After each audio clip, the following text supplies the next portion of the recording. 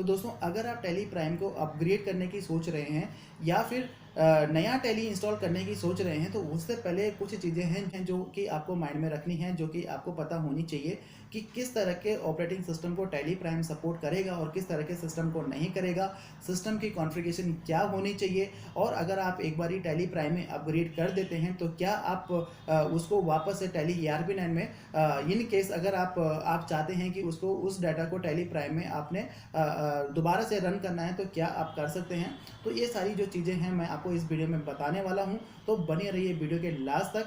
Subscribe करिए tally technical channel को, साथ में दबाइए बेल आइकन टैली की वीडियो सबसे पहले देखने के लिए।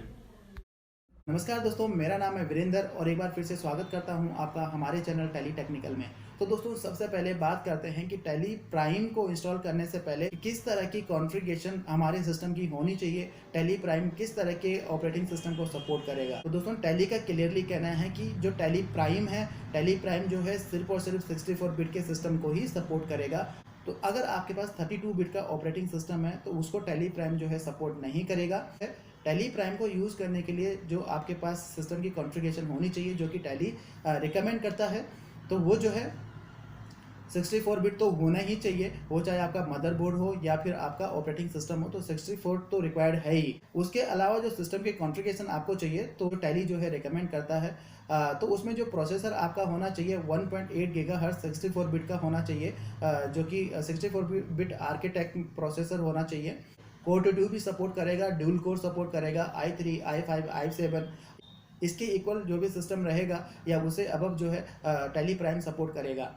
साथ ही साथ जो कि आपकी रैम होनी चाहिए 4GB रैम या 4GB से ज़्यादा आपकी रैम होनी चाहिए, और जो आपकी हार्ड डिस्क का जो स्पेस है वो कम से कम 150 MB तो आपके पास होना ही चाहिए टैली प्राइम को इंस्टॉल करने के लिए। उसके बाद जो भी आपका डाटा का साइज़ है उसके अकॉर्डिंगली आप स्पेस अवेलेबल रख सकते हैं अपने हार्ड डिस्क में।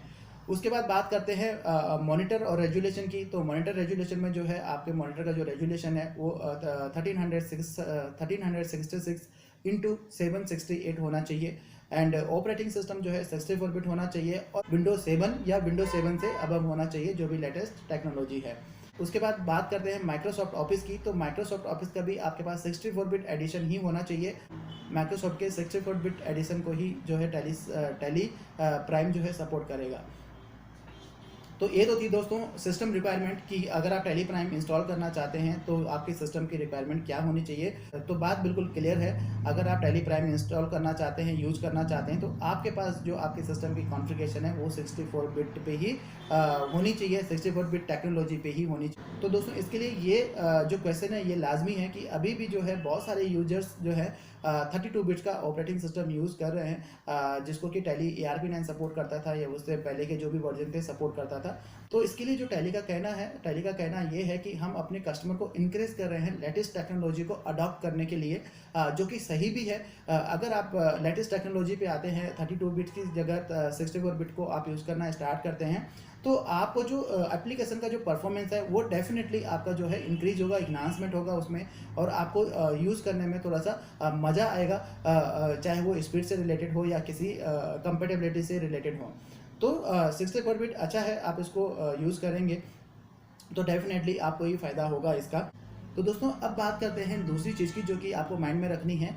तो दूसरी चीज़ ये है कि आप अगर टैली ERP9 से टैली प्राइम में कन्वर्ट कर रहे हैं अपने डाटा को, या फिर टैली 9 से कर रहे हैं, टैली 7.2 से कन्वर्ट कर रहे हैं टैली प्राइम में, तो आपके पास बैकअप होना ज़रूरी है। इन केस 1% अगर किसी रीज़न की वजह से आप टैली प्राइम से वापस आप डिक्रीज़ करना चाहते हैं या टैली ERP9 को यूज़ करना चाहते हैं, तो फिर आपका जो डाटा है वो आपका कन्वर्ट नहीं होगा टैली ERP9 में या उससे नीचे के जो भी वर्जन है तो उनमें कन्वर्ट नहीं होगा। एक बार अगर आपका डाटा माइग्रेट हो गया टैली प्राइम में, तो ये चीज़ जो है आपको ज़रूरी ध्यान रखनी है। एक बारी आप इसका बैकअप ज़रूर ले लें। टैली प्राइम में आप उसको प्रॉपरली यूज़ करने से पहले ये सुनिश्चित करें कि या अब आपके पास कोई ऑप्शन नहीं है कि आप वापस से आप टैली ERP9 पे काम कर पाएँ, अपने डाटा को माइग्रेट कर पाएँ।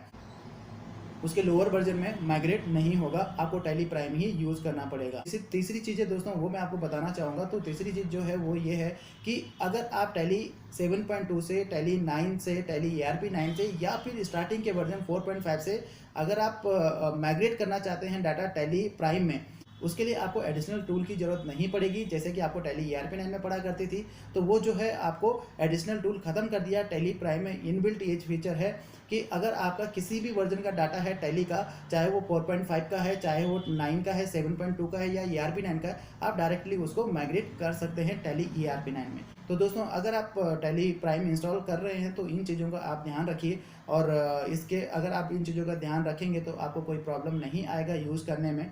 तो इस वीडियो में दोस्तों इतना ही। अगर आपके कोई कमेंट हैं, आपके कोई क्वेश्चन है, कमेंट है, तो प्लीज़ आप कमेंट बॉक्स में कमेंट करिए। तो दोस्तों मैं पूरी कोशिश करूँगा उनका आंसर आपको देने की। तो दोस्तों इस वीडियो में इतना ही। मिलते हैं नेक्स्ट वीडियो में। तब तक के लिए हंसते रहिए, मुस्कुराते रहिए, साथ में हमारी वीडियोज़ भी देखते रहिए। जय हिंद, जय भारत।